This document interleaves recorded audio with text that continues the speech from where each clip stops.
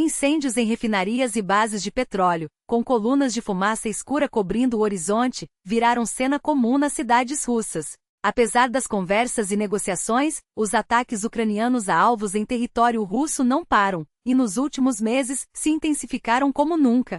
O que antes era uma logística frágil e improvisada agora virou alvo certeiro: refinarias, terminais de armazenamento e rotas de transporte de petróleo. A infraestrutura energética da Rússia, vital para sua economia de guerra, está sob fogo direto. Como disse Zelensky em 7 de agosto, após mais um bombardeio russo contra civis ucranianos: agradeço a cada um dos nossos guerreiros. Juntos resistimos. E minha mensagem ao agressor é clara: só pararemos quando a agressão cessar. Mas é sobre os ataques às refinarias que precisamos falar com mais atenção. O suposto acordo para não atingir a energia russa já era letra morta, na prática nunca foi respeitado. Agora a Ucrânia não tem mais nenhum motivo para segurar os golpes. E está acertando onde mais dói: o coração da economia russa. Os ataques se tornaram tão frequentes que quando você estiver lendo isso, é provável que já tenha ocorrido mais um, ou vários, que não deu tempo de incluir aqui. Mesmo assim, vamos relembrar os últimos acontecimentos. A ofensiva em larga escala contra a indústria petrolífera russa começou na madrugada de 3 de agosto. Drones ucranianos atingiram refinarias em Samara e na região de Ryazan, além de um terminal de armazenamento em Ana, no distrito de Voronezh. Na mesma noite, alvos militares em Krasnodar e instalações industriais em Penza também foram atacados, mas o foco aqui são as refinarias. O governador de Samara, Dmitry Azarov, confirmou danos em instalações industriais em Novokuibishevsk. Imagens divulgadas em canais locais mostraram chamas e fumaça saindo de uma unidade facilmente reconhecível, a refinaria da cidade, que teve sua produção paralisada. Fontes do setor confirmaram o ataque e divulgaram vídeos dos estragos. A unidade de destilação primária e a planta AVT-11 foram severamente danificadas. Azarov também informou que uma pessoa morreu na região por causa dos drones. Em Ryazan, o governador Pavel Malko admitiu que destroços de drones caíram perto de uma refinaria não identificada, provocando um incêndio visível a quilômetros de distância. O Estado-Maior ucraniano confirmou o ataque massivo às refinarias. Segundo fontes militares, os alvos em Ryazan e Ana foram atingidos por drones de longo alcance, operados por unidades especializadas. A refinaria de Novokuibishevsk, controlada pela Rosneft, teve suas operações suspensas.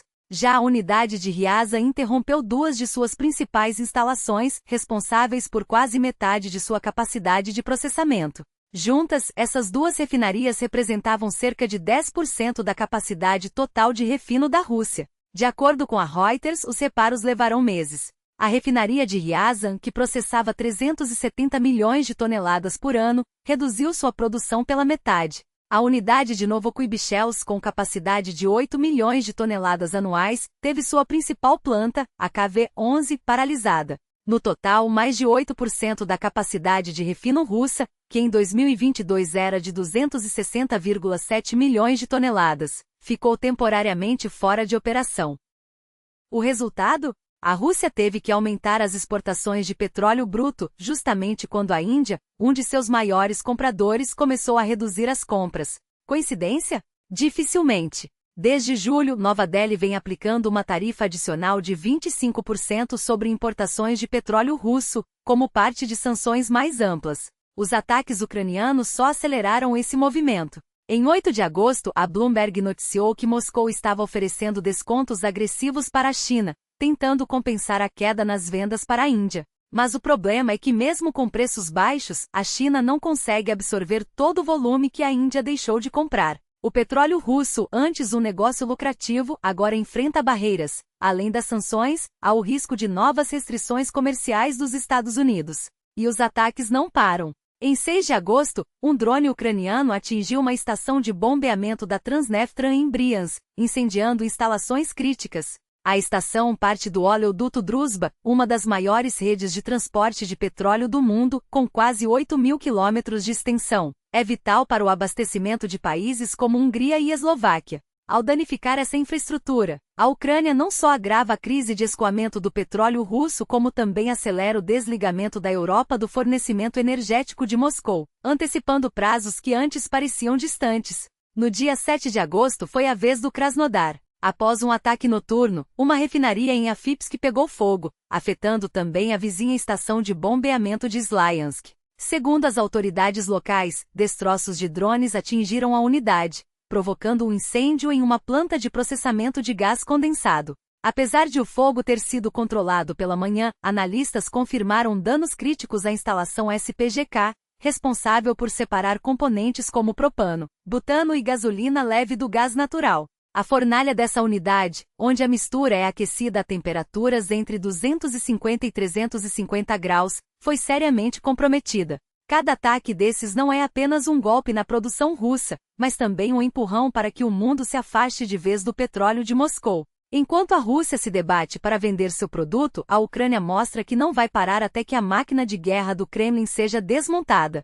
E o melhor, cada refinaria destruída, cada oleoduto danificado, é um passo a mais para que a Europa e o mundo deixem de financiar essa guerra. Cada instalação atingida não é apenas um alvo aleatório, mas um elo crítico na cadeia que sustenta a máquina de guerra russa. Esses complexos operam sob pressões e temperaturas extremas, exatamente onde um golpe preciso causa o maior impacto. E é isso que a Ucrânia tem feito, atacar não apenas para danificar, mas para paralisar. Cada explosão, cada incêndio registrado por satélites, é a prova de que Kiev sabe exatamente onde acertar para estrangular a economia do Kremlin. No dia 8 de agosto, imagens de satélite capturaram colunas de fumaça subindo de uma base militar em Milerovo, na região de Rostov.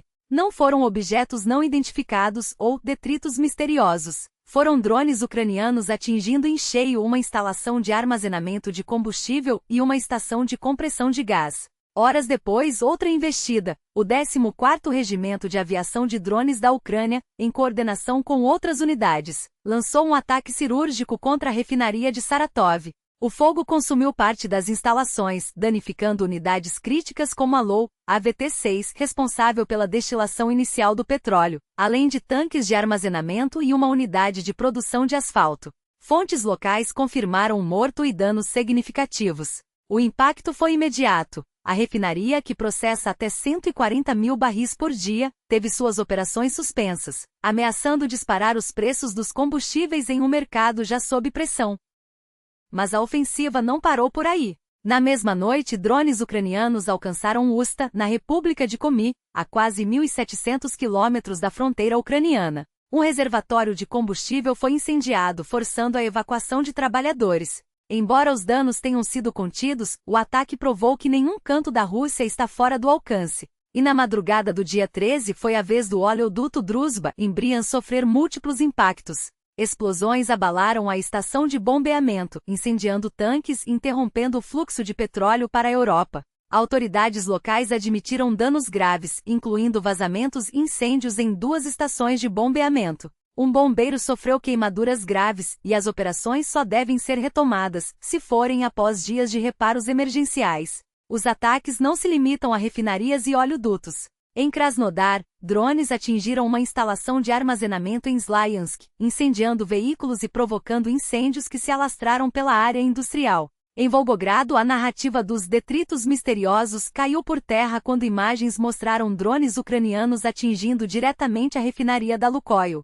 Pelo menos 8 aeronaves não tripuladas foram usadas no ataque, causando danos a tubulações e tanques de armazenamento. A produção foi interrompida, e as consequências se estenderão por dias ou semanas. O que esses ataques revelam é uma estratégia implacável, não apenas enfraquecer a capacidade russa de financiar a guerra, mas também expor a vulnerabilidade de sua infraestrutura crítica. Cada refinaria paralisada, cada oleoduto danificado, é um lembrete de que a Rússia não pode mais contar com a impunidade. E enquanto Moscou tenta minimizar os danos com desinformação e evasivas, o mundo assiste à realidade. A Ucrânia está desmantelando, peça por peça, a engrenagem que mantém Putin de pé. E o melhor, cada golpe desses é um passo a mais para que o Ocidente acorde para a necessidade de cortar de vez os laços com o petróleo russo, antes que seja tarde demais. A vulnerabilidade russa se revela em cada detalhe. A promessa de reparar o oleoduto Amizade até sexta-feira soa como mais uma tentativa desesperada de mascarar a realidade. Enquanto Moscou joga com palavras, as imagens não mentem. No dia 15, uma explosão iluminou o céu da região de Samara, e o fogo que consumiu uma refinaria em Syzran não foi acidente, foi precisão ucraniana. O próprio vice-ministro da Defesa russo, Yevkurov, admitiu a eliminação imediata dos focos, mas o estrago já estava feito. O Szymański NPPZ, atacado novamente após o primeiro bombardeio em março, agora exibe andaimes e barreiras improvisadas contra drones, como se isso bastasse para conter a tempestade que se aproxima. A eficácia ucraniana não é obra do acaso. É o resultado de uma combinação letal, sistemas de defesa aérea obsoletos, falta de grupos móveis de resposta rápida e uma rede de proteção aérea tão frágil que mal cobre o fronte, quanto mais o vasto território russo. Os generais do Kremlin sabem disso, mas preferem ignorar, até porque quando tentam reagir, o fazem com medidas risíveis. Como blindar a residência de Putin em Valdai com Pantsir, um sistema que já fracassou contra drones turcos no Oriente Médio, mas que ironicamente se mostrou eficaz contra os pequenos e ágeis UAVs ucranianos. Não por mérito do Pantsir, claro, mas porque Moscou finalmente entendeu que precisava adaptá-lo, equipando-o com mísseis antiaéreos compactos como o 57E6E. Agora prometem uma versão modernizada, a Pantsir SM, capaz de carregar 48 desses mísseis de uma vez. Mas há um detalhe revelador: os primeiros a receberem essa proteção de elite não serão bases militares ou refinarias estratégicas, mas os palácios do Kremlin e as dátias de Putin. Prioridades, afinal, são prioridades. Enquanto isso, o impacto econômico dos ataques já começa a aparecer, e não é bonito. Os dados da Bloomberg mostram que, apesar de um aumento recorde nas exportações de petróleo russo em junho, o que realmente cresceu foi a venda de produtos baratos e pouco refinados como o mazuti. Já o diesel, essencial para a máquina de guerra russa, registrou seu menor volume de exportação em anos. E os efeitos colaterais não demoraram a chegar. Nas regiões ocupadas, filas intermináveis se formam nos postos de gasolina, enquanto o combustível some das bombas ou é racionado apenas para empresas prioritárias. Em Krasnokamensk e Borzia, motoristas comuns são informados de que o inteligência artificial 95 acabou, quando não são simplesmente barrados na entrada, com placas avisando que o produto é exclusivo para organizações. Na Crimeia ocupada, o litro de gasolina já ultrapassa os 7.000 rublos, um salto absurdo que nem mesmo as restrições às exportações conseguiram conter. Mas o verdadeiro golpe não é econômico, é logístico. Como explicou o analista militar ucraniano Konstantin Mashovets, a cadeia de abastecimento de combustível do exército russo é uma bomba-relógio. No nível operacional, o transporte depende de dutos e caminhões-tanque, mas, no campo de batalha, a mobilidade das tropas, seja para deslocamentos táticos, rotações ou reforços, exige uma rede de pontos de transferência e armazenamento.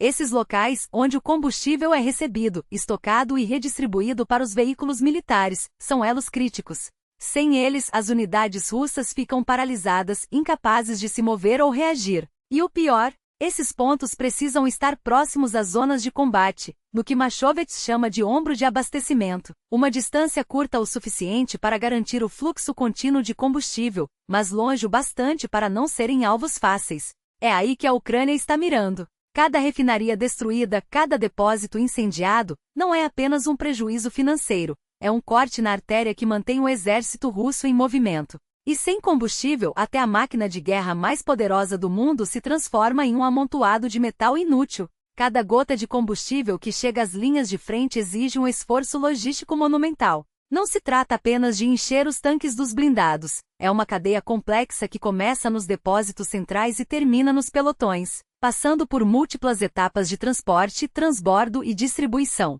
E cada uma dessas etapas é um ponto de vulnerabilidade. Quando a Ucrânia ataca uma refinaria em Kursk ou um terminal de armazenamento em Rostov, não está apenas privando os motoristas civis de gasolina, está forçando o comando russo a improvisar rotas alternativas, esticar linhas de abastecimento e desperdiçar recursos preciosos em operações de contingência. O que antes era uma entrega rápida e previsível se transforma em uma corrida contra o tempo, com comboios expostos a emboscadas e drones ucranianos que não perdoam. E o problema não se limita aos veículos de combate. A escassez de combustível paralisa toda a engrenagem militar. Baterias de artilharia dependem de geradores a diesel para recarregar. Sistemas de defesa aérea precisam de energia para operar. Até mesmo a comunicação entre unidades pode falhar se os geradores ficarem sem combustível. É como tentar mover um exército com as pernas amarradas. Cada passo exige mais esforço, cada manobra se torna mais lenta, e o inimigo não espera.